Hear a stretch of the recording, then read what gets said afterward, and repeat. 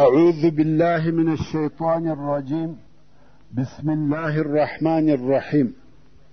إن الحمد لله نحمده ونستعينه ونستغفره ونعوذ بالله من شرور أنفسنا وسيئات أعمالنا. من يهده الله فلا مضل له ومن يضلل فلا هادي له، وأشهد أن لا إله إلا الله وحده لا شريك له، وأشهد أن محمدا عبده ورسوله صلى الله عليه وآله وسلم تسليما كثيرا. أما بعد، د سرور کائنات صلی الله علیه و آله وسلم ژوند. محترم ورونو، زموږ قصه دې ځای ته رارسېدلې وه کم وخت چې مسلمانان خیبر ته نږدې سوه او د لرې د خیبر کښتونه او باغونه ولیدل سوه، نو مسلمانانو په ډېر لوړ آواز تکبیر او تهلیل وایه. رسول الله صلی الله علیه وسلم وفرمیل: پر ځان تکلیف مه تېروئ، اوازونه مو کښته کړئ، تاسې کوڼ او غائب نه بولئ، بلکې تاسې اورېدونکي او نږدې ته دعا کوئ. رسول الله صلی الله علیه وسلم نږدې و خیبر ته واړول. د مازدیګر لمونځ یې ادا کړ. د لمانځه تر ادا کولو وروسته یې هغه خواړه چې د دوی سره ورسره وه راوغوښته. د ټولو سره بل شی نه و موجود بېله د اوربشو د اوړو څخه. هغه یې خیشته کړه او ټولو وخوړ. بیا یې د ماښام لمونځ ادا کړ او بیا د ماخوستن. بیا نو په دغه شپه د خیبر پر طرف وررهي سوه او په شپه کې خیبر ته ورسېده. په هغه شپه چې مسلمانان و خیبر ته ورسېده، الله جل جلاله د خیبر پر یهودو خوب غالبه کړي. ټول بیده دي او د رسول الله صلی الله علیه وسلم په راتګ هیڅوک نه دي خبر. رسول الله صلی الله علیه وسلم دغه شپه چې په سهار کې یې جنگ شروع کیږي دالته نږدې و خیبر ته تېره کړه. د رسول الله صلی الله علیه وسلم دا عادت و چې یو قوم ته به د شپې ورسېدی، په هغه شپه کې یې پر چا حمله نه کول، تر سهاره یې انتظار ورته کاوه. کم وخت چې سهار سو، د سهار لمونځ یې په تاریکه کې ادا کړ او مسلمانان د حملې دپاره ځانونه تیاروي. خیبر خو په خپله ټوله مضبوطې قلاوې وې، مګر کښتونه یې چې ډېر زیات او پراخه کښتونه وه ټول د قلاو پر شاوخوا وه. دغه منطقه چې پر خیبر راګرځېدلې وه ټول کښتونه او باغونه وه، خاصتا د خرما باغونه. په دغه شپو کې چې د مسلمانانو د راتګ آوازې وې، د خیبر د بزګرانو او باغوانانو دا عادت و. د مخه تر دې چې دوی کښتو ته راووځي، اول به سپاره نفر راووتل، شاوخوا بیا معلومات وکړي چې د مسلمانانو لښکر خو به نه وي راغلی، څوک خو به حمله نه راباندې کوي. که به څوک نه وه، بیا به سپاره نفر بیرته ننوتل او باغوانانو ته به خبر ورکړي چې څوک نسته ورووځي. بیا به بزګران د کارو دپاره وروتل. په دغه شپه الله جل جلاله پر دوی خوب مسلطه کړي. ټول پس له لمر ختو راویښ سوه. عادت دا و چې سپاره نفر به تر سپېدو د مخه راوته چې معلومات وکړي او بزګران به د سپېدو سره راوته. خو په دغه ورځ ټوله تر لمر ختو وروسته راویښ سوه. چې ویې کتل لمر راختلی و او د بزګرانو د خپلو کارو تلوار و. نو یې د معلومات دپاره څوک ونه لېږل، په خپله بزګران راووته چې په خپلو کښتو کې کار وکړي. کم وخت چې کښتو ته ورننوته، ناببره یې ولیده چې د مسلمانانو لښکر د کښتو تر شا پروت دی. بزګرانو نارې کړې: محمد و خمیس، محمد و خمیس، یعنی محمد صلی الله علیه وسلم او لښکر یې دي. او بیا په ځغستا مخ پر قلاو رهي سوه. رسول الله صلی الله علیه وسلم چې دوی ولیده، پر نارې یې کړه: الله اکبر خربت خیبر، الله اکبر خربت خیبر. موږ چې د یو قوم پر مځکه واړوو، د هغو سهار غمجن او د بیرې ډک سي. دا د خیبر د فتح اوله علامه او خیبر ته د مسلمانانو د رسېدلو حالت و. ځینې صحابه کرام په ډېر شوق کې وه، غوښته یې چې فورا حمله وکړي، مګر رسول الله صلی الله علیه وسلم وفرمایل صبر وکئ، جنگ داسې نه دی د دشمن سره د مخامخ کېدو غوښتنه او آرزو مه کوئ. هو الله جل جلاله د فتح وعده در سره کړې ده، مګر بیا هم د دشمن د مخامخ کېدو غوښتنه مه کوئ، او که بیا ورسره مخامخ سواست هلته نو صبر کوئ او ثابت درېږئ. بیا نو رسول الله صلی الله علیه وسلم مسلمانان سره راټول کړه چې دعا وکړي. رسول الله صلی الله علیه وسلم په دعا شروع وکړه او ویې فرمایل اللهم رب السماوات وما أضللنا ورب الأرضين وما أقللنا ورب الشياطين وما أضللنا فإنا نسألك خير هذه القرية وخير أهلها وخير ما فيها ونعوذ بك من شرها وشر أهلها وشر ما فيها اللهم أنت ربنا وربهم ونواصينا ونواصيهم بيدك وإنما تقتلهم أنت. أول اوس نو په بسم الله در د مخه سي، یعنی الهي رب د آسمانو او د هغو شیانو چې سایه یې کړې ده، رب د مځکې او د هغه شیانو چې په مځکه کې پرله اوړي، رب د شیطانانو او د هغو چې دوی ګمراه کړي دي. موږ ستا څخه د دغه کلي او د هغه د اهل او هغه چې پکښې دي خیر غواړو، او په تا سره د شره څخه د دغه کلي او د شره څخه د اهل د کلي او د شره څخه د هغه څه چې په دا کلي کې دي پناه غواړو. الهي ته زموږ او د دوی رب یې، زموږ او د دوی اختیار ستا په قدرت کې دی، او خامخا دغه د دوی وژنه ته کوې. یعنی که څه هم په ظاهره مسلمانان ورسره جنګیږي او وژني یې، مګر په حقیقت کې د دوی وژونکی الله جل جلاله دی. ځکه الله جل جلاله د سورة الانفال په 19 نمبر آیات کې فرمایي فلم تقتلوهم ولكن الله قتلهم وما رميت اذ رميت ولكن الله رمى. یعنی دغه کفار تاسې په خپل قوت سره نه دي وژلي، مګر الله جل جلاله وژلي دي، او نه دي ویشتل کړي تا ای محمد صلی الله علیه وسلم په هغه وخت کې چې په ظاهره سره تا ویشتل وکړه، لیکن الله جل جلاله دغه ویشتل وکړه. که څه هم دغه آیات شریف په بدر کې نازل سو او موږ یې هلته پوره قصه او ترجمه درته بیان کړې ده، خو دا په عمومي شکل سره د الله جل جلاله د طرفه څخه تعلیم دی. یعنی هغه چې ستاسې دشمنان وژني هغه تاسې نه یاست، بلکې الله جل جلاله یې وژني. نو ځکه رسول الله صلی الله علیه وسلم وفرمایل انما تقتلهم انت، چې د صحابه کرامو ښه یقین سي چې شکست الله جل جلاله ورکوي، نه موږ. او خیبر ته تر ننوتلو د مخه د صحابه کرامو نیت ښه صاف سي.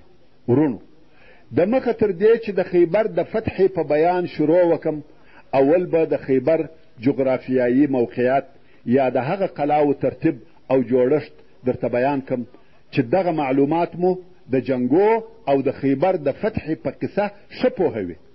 هغه داسې خیبر پر دوې حصې ویشل سوی دی. یوې حصې ته یې نطاط او شق ویل کیږي، او بلې حصې ته یې کتیبه ویل کیږي. یعنی د خیبر قلاوې په دوو منطقو کې جوړې سوي وې، چې یوې منطقې ته نطاط او شق ویل کېده، او دوهمې منطقې ته یې کتیبه ویل کېده. په نطاق کې 3 قلاوې دي او په شق کې 2 قلاوې دي، چې د دغه نطاط او شق په مابین کې لږ فاصله ده، او کتیبه بیا د دغه ځایه څخه لرې په بله منطقه کې واقع ده. په کتیبه کې هم 3 قلاوې دي. هغه قلاوې چې په نطاط او شق کې دي په داسې نومو سره بلل کېدې. اول د ناعم قلا، او دا هغه اوله قلا ده. څرنګه چې دا قلا په مخ کې ده ډېره مضبوطه او محکمه قلا وه، او د هغې قلا څخه پر دشمنانو په آساني سره حمله کېده. دوهم د صعب ابن معاذ قلا، چې دا بیا تر ټولو لو قلا وه، چې یهودو په دغه قلا کې درنه یا ثقیله سلاح یو ځای کړې او جمع کړې وه. دریم د زبیر قلا. دغه درې قلاوې په نطاق کې واقع وې. څلورم د ابی قلا. پنځم د نزار قلا چې دغه دوې قلاوې په شق کې واقع وې. او د خیبر هغه دوهمه حصه چې کتیبه ورته ویل کېده هلته درې قلاوې وې. اول د قموس قلا چې دا د ابوالحقیق د اولادې قلا وه چې اصلا د بني النظیر یهود وه او اوس د خیبر پاچاهان دي. او د یهودو پاچا کنانه ابن ابوالحقیق او ورور یې ربیع او بل ورور یې اعلا ابن ابوالحقیق پکښې اوسېده. شاهي خاندان ټول عدالت و. دوهم د وطیح قلا. دریم د سلالم قلا. هو هلته په خیبر کې بېله دغه اتو قلاو څخه نورې کوچنۍ قلاوې هم وې، خو دغه قلاو ته په لویواله او ټینګواله کې نه رسېدې او حربي اهمیت یې نه درلودی. اوس نو رسول الله صلی الله علیه وسلم خپلې خیمې د نطاق او شق په مابین کې ودرولې. د مسلمانانو د لشکر ساتنه او پیرداري حضرت عمر ابن الخطاب رضی الله تعالی عنه پر غاړه واخیسته. خو د مسلمانانو د لشکر اعاشه او د اوبو رسول او ځای پر ځای کول د حضرت عثمان ذی النورین رضی الله تعالی عنه پر غاړه وه. بیا نو رسول الله صلی الله علیه وسلم و یهودو ته نفر ور ولېږل چې د دغه درو کارو څخه یو کار وکړي. اول دا چې مسلمانان سي، ځانونه او مالونه به مو په امان سي او د مسلمانانو سره به ژوند کوئ. دوهم یا جزیه قبوله کړئ، مسلمانانو ته به جزیه ورکوئ او د مسلمانانو د حکم تابع به یاست. بیا مو نو وطن او مالونه تاسې ته در پاته دي، ټول شیان مو خپل دي، فقط په کال کې به مسلمانانو ته جزیه ورکوئ او د مسلمانانو تر حکم به لاندې یاست. که دغه دوه شی ونه منئ دریم نو جنګ دی. نفر چې ورغله او یهودو ته دغه درې خبرې وکړې، هغو ویل لږ وروسته به جواب درکو، موږ به مشوره وکړو بیا به حال در ولېږو. نفر هم راغله ویل لږ وروسته به جواب راکړي. ناببره د قلاو دروازې خلاصې سوې او یهودو په یوه ور حمله کوونکی لشکر راویستی او پر مسلمانانو یې هجوم وروړي. دا د هغه خبرو جواب و. غادرانو یهودو جنگ شروع کړي. یهود غواړي چې په خپل ټول قوت او طاقت د خیبر څخه دفاع وکړي. څرنګه چې مسلمانان هم د جنگ دپاره تیار وه، نو د یهودو د هجوم په مقابل کې ټینګ ودرېده. څو یهود بیرته مجبوره سوه په قلا وننوتل او دروازې یې بندې کړې. نو د اولې لحظې څخه دا معلومه سوه چې یهود بې له جنګه بل څه نه غواړي. بیا نو رسول الله صلی الله علیه وسلم امر وکړي چې د خرماو درختې یې ورپرې کړي، قطع یې کړي، چپه یې کړي، لکه څرنګه چې مسلمانانو دغه کار د بني نظیر د یهودو سره هم کړی و. نو مسلمانانو د خرماو 400 درختې چپه کړې. په دغه کار د یهودو زړونه ولوېده. ویل والله که کامیابه هم سو خو مال نه راپاته کېږي، نو راسئ چې جزیه قبوله کړو یا صلح ورسره وکړو. خو د یهودو مشرانو دا خبره نه کړه قبوله. ویل خیبر د چا نه تابع کېږي. نو یې د جنگ عزم وکړي او هلته ویني چې د خرماو درختې یې چپه کېږي. ویل راځئ چې جنگ شروع کړو. نو یې د ناعم د قلا یوه دروازه خلاصه کړه چې د دغه قلا مشر او رئیس حارث نومېدی او د ده ورور چې مرحب نومېدی او د یهودو لوی پهلوان و، د دغه دروازې څخه راووتی. اوس مسلمانان په انتظار دي چې مرحب به د مبارزې او پهلوانۍ دپاره یو څوک ور وغواړي چې یو دم حارث د لشکره سره راووتی او پر مسلمانانو یې دوهم وار حمله وکړه چې دلته نو د مسلمانانو او یهودو په مابین کې لوی جنگ شروع سو. مسلمانانو د دغه حملې په مقابل کې شاته ولاړه، ځکه د جنگ دپاره یې هیڅ تیاري نه درلوده. د دوی دا خیال و چې اوس به فقط د دوو پهلوانانو په مابین کې مبارزه کیږي، نه لښکري جنگ. خو هغه یهودو ناببره حمله وکړه او مسلمانان د ماتې په حالت کې سوه، پر شا ولاړه. یهودو پر مسلمانانو ضربې او د تورو وارونه شروع کړه، تر داسې اندازې چې د جنگ او حملې په شروع کې یهود تر رسول الله صلی الله علیه وسلم پورې ورسېده او رسول الله صلی الله علیه وسلم په خپله د یهودو سره ډېر شدید جنګ کاوه. څو مسلمانان بیرته د رسول الله صلی الله علیه وسلم سره ټینګ سوه او یهود یې پر شا کړه. یهود هم بیرته ولاړه په قلا وننوتل او دروازې یې پسې بندې کړې. اوس نو د حملې او هجوم وخت د یهودو په لاس او اختیار کې دی. هر وخت چې یې زړه وغواړي هغه وخت د قلاو څخه راوځي او حمله کوي او مسلمانان تر قلاو د باندې انتظار کوي، ځکه مسلمانان د حملې دپاره لار نه لري او قلاو ته نسي ورتلای. کم وخت چې د یهودو دغه حمله پای ته ورسېده رسول الله صلی الله علیه وسلم د استراحت امر وکړي. مسلمانانو ته وویل یو څه آرام وکړي. مسلمانانو د راحت دپاره ځانونه واچول، خو یو د مسلمانانو څخه چې نوم یې محمود ابن مسلمه و او د محمد ابن مسلمه رضی الله تعالی عنه ورور و، ویلي ده چې هلته یوه قلا ده بې له دغه مشهورو قلاو څخه چې نومونه یې یاد سوه. په هغه قلا کې څوک نه اوسېږي، بله خالي قلا یې ولیده، نو یې غوښته چې د دغه غږه څخه لرې سي او هلته ګوښه یو څه آرام وکړي. محمود ابن مسلمه رضی الله تعالی عنه ولاړی د هغه خالي قلا و دیواله ته کښېنستی، خو یهودو د هغه بلې قلا څخه ولیدی چې یو مسلمان یوازې د قلا و دیواله ته ناست دی. نو ویل څوک دغه مسلمان وژني؟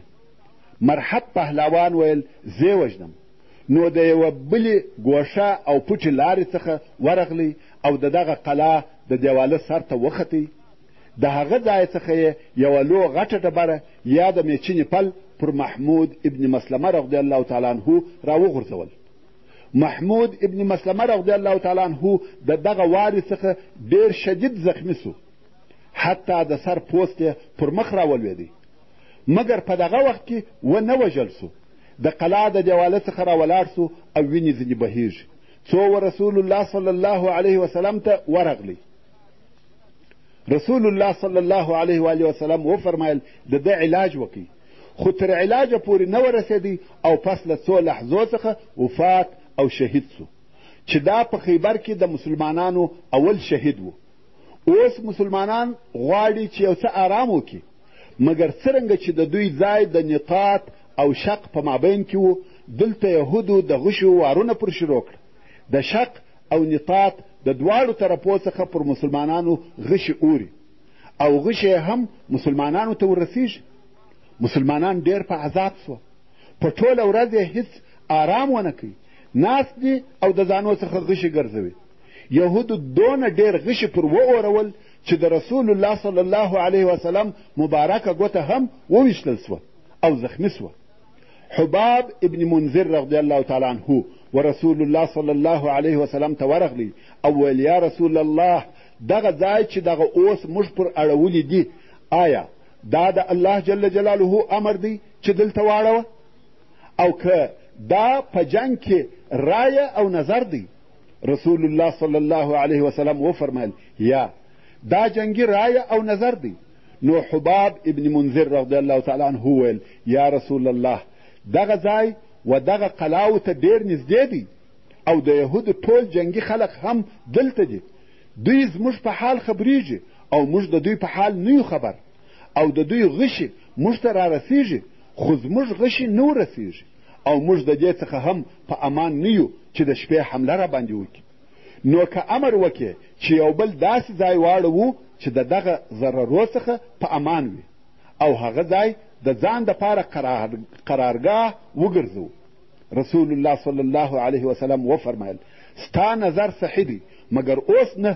بیا به یهود وایي چې وبېرېده.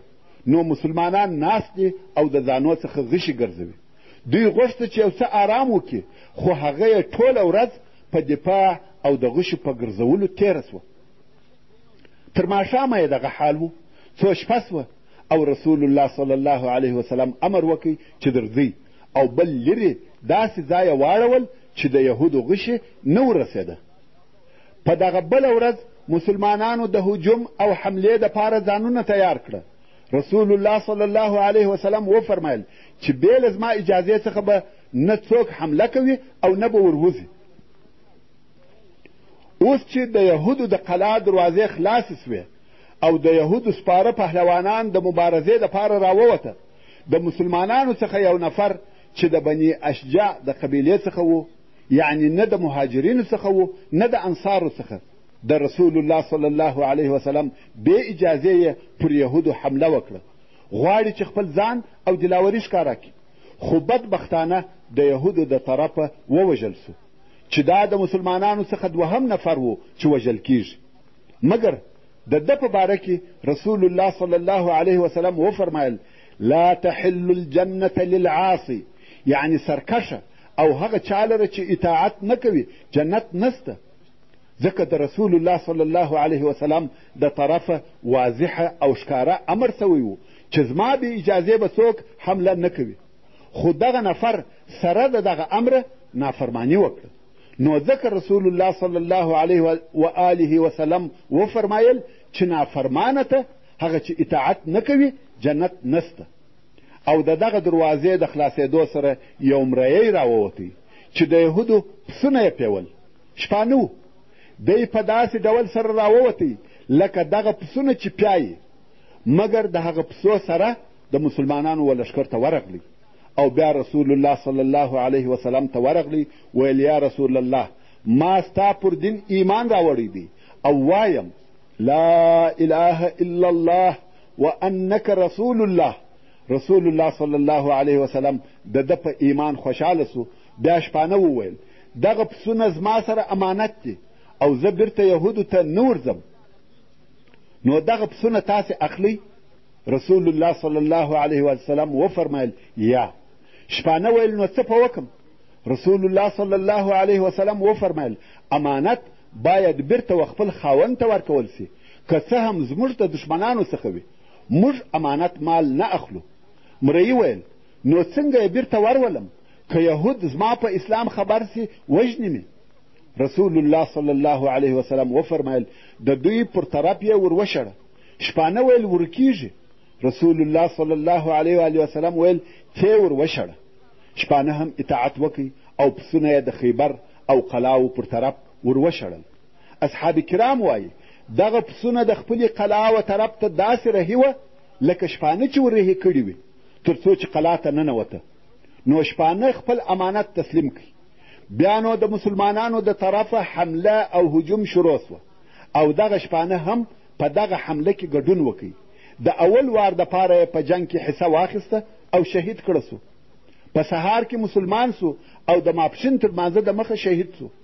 نو یې په اسلام کې هیڅ لمونځ نه و کړی او شهید سو.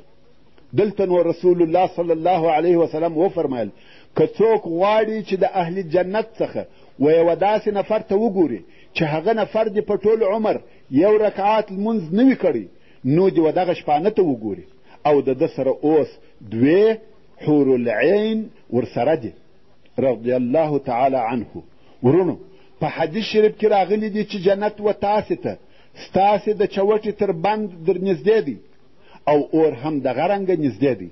نو جنت ته تګ ډېر آسانه دی چې الله جل جلاله یې و چاته آسانه کړي.